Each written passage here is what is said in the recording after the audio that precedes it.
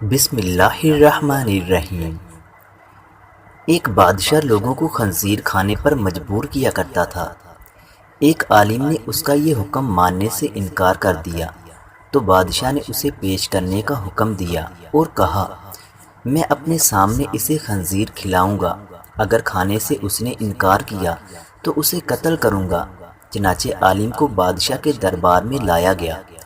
دروازے پر موجود ایک عہدے دار نے عالم کے کان میں کہا، آپ کے سامنے جو گوشت رکھا جائے گا وہ بکری کا ہوگا، لہٰذا جب بادشاہ آپ کو خنزیر کھانے کا حکم دے تو آپ بے فکر ہو کر وہ کھا لیجئے گا۔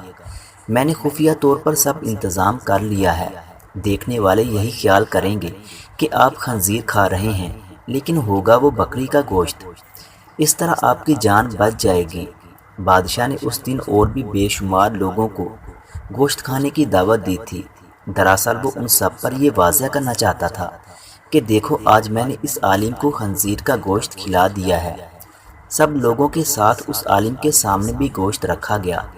سب لوگ عالم کی طرف دیکھنے لگے اور آپس میں کہنے لگے، اگر عالم صاحب نے کھا لیا تو ہم بھی کھا لیں گے، ورنہ ہم بھی نہیں کھائیں گے۔ عالم صاحب کے سامنے اس عہدے دار کی خصوصی ہدایات کے مطابق بکری کا گوشت رکھا جا چکا تھا اور یہ بات عالم کو معلوم تھی۔ اس کے باوجود انہوں نے ہاتھ نہیں بڑھایا اور بولے، نہیں میں یہ گوشت نہیں کھاؤں گا۔ عہدے دار سامنے ہی موجود تھا۔ اس نے اشارہ کیا کہ گوشت کھا لیں، آپ کی جان بچ جائے گی، یہ بکری کا ہے، خنزیر کا نہیں۔ اس اشارے کے باوجود وہ ٹس سے مس نہ ہوا۔ عالم کے انکار پر بادشاہ نے اسی عہدے دار کو حکم دیا کہ اسے باہر لے جا کر قتل کر دیا جائے۔ عہدے دار عالم کو لے کر باہر آیا اور حیرت زدہ انداز میں بولا، میں نے آپ کو بتا دیا تھا، دربار میں بھی آپ کو اشاروں میں کہتا رہا کہ آپ اس گوشت کو کھا لیں، یہ خنزیر کا نہیں ہے، لیکن افسوس آپ نے میری بات پر اعتبار نہیں کیا۔ کیا آپ نے یہ گمان کیا تھا کہ میں آپ سے جھوٹ بول رہا ہوں؟